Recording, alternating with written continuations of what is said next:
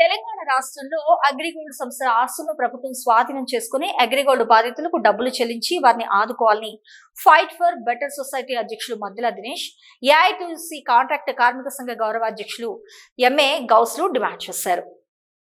గోదావరికని ప్రధాన చౌరస్తాలో fight for better society ఆధ్వర్యంలో బుధవారం సాయంత్రం అగ్రిగోల్డ్ బాధితులతో నిరసన కార్యక్రమాన్ని చేపట్టారు. ఈ సందర్భంగా మద్దుల దినేష్, ఎంఏ గౌస్ మాట్లాడుతూ తెలంగాణ రాష్ట్రంలో అగ్రిగోల్డ్ సంస్థల ఆస్తులను ప్రభుత్వం స్వాధీనం చేసుకుని అగ్రిగోల్డ్ బాధితులకు డబ్బులు చెల్లించి వారిని ఆదుకోవాలని అగ్రిగోల్డ్ బాధితుల ప్రభుత్వాన్ని డిమాండ్ చేశారు.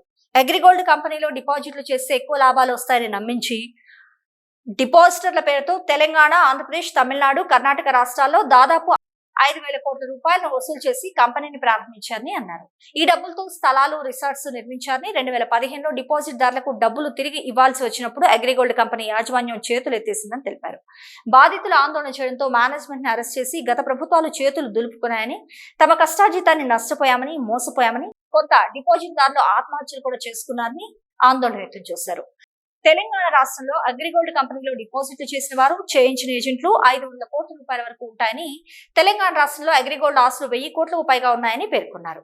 అగ్రిగోల్డ్ కంపెనీ మూతపడి 8 సంవత్సరాలు గడిచిందని, తెలంగాణలో అగ్రిగోల్డ్ బాధితుల సమస్యల పరిష్కారం కాకపోవడంతో అనేక మంది ఆత్మహత్యలకు గురయ్యారని వాపోయారు. గత కొన్ని నెలల కింద కాంగ్రెస్ ప్రభుత్వం అధికారంలోకి రాకముందు అగ్రిగోల్డ్ బాధితులు మా సమస్యలు పరిష్కరించాలని రేవంత్ రెడ్డిని కోరారని, నాడు రేవంత్ రెడ్డి మా ప్రభుత్వం అధికారంలోకి వచ్చాక అగ్రిగోల్డ్ ఆస్తులన్నింటినీ వేలం వేసి బాధితులకు డబ్బులు చెల్లిస్తామని హామీ ఇచ్చారని అన్నారు. ఇచ్చిన మాట ప్రకారం ముఖ్యమంత్రి రేవంత్ రెడ్డి అగ్రిగోల్డ్ ఆస్తులన్నింటినీ వేలం వేసి బాధితులకు డబ్బులు చెల్లించాలని కోరారు. లేదంటే ఇక అగ్రిగోల్డ్ బాధితులతో గోదావరికని నుండి పెద్ద ఎత్తున ఉద్యమం మొదలవుతుందని, వారికి న్యాయం జరిగేంత వరకు పోరాటం తప్పదని, దశల వారీ ఆందోళనలు చేస్తామని ఉద్యమిస్తామని హెచ్చరించారు. అగ్రిగోల్డ్లో నెలకు 200 పొదుపు చేసుకున్నప్పటికీ మాది సరే అని సంవత్సరాలు గడిచినప్పటికీ మళ్ళీ తిరిగి తీసుకుందామంటే మాది రుణాలు చెల్లిస్తలేరు. మా పిల్లల ఫీజు కానీ, బుక్స్ కానీ చదువుకునే పొజిషన్లో ఉన్నప్పుడు మేము పొదుపు చేసుకునే డబ్బులు తీసుకుందామంటే మాకు గవర్నమెంట్ తెలంగాణ దేశంలో ఇస్తలేరు.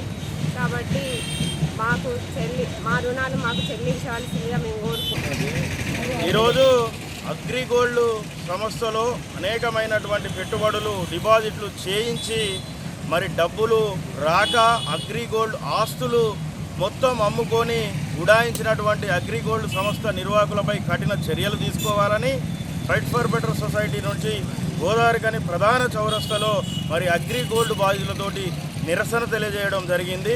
మరి అగ్రిగోల్డ్ సంస్థ దాదాపు తెలంగాణ, ఆంధ్రప్రదేశ్, కర్ణాటక, తమిళనాడు లాంటి ప్రాంతాల్లో బాధితుల దగ్గర పెద్ద ఎత్తున డబ్బులు తీసుకొని దాదాపు 5,000 కోట్ల రూపాయలను పట్టుకొని ఉడాయించి బాధితులను అన్యాయం చేసే దిశగా ప్రయత్నం చేసింది.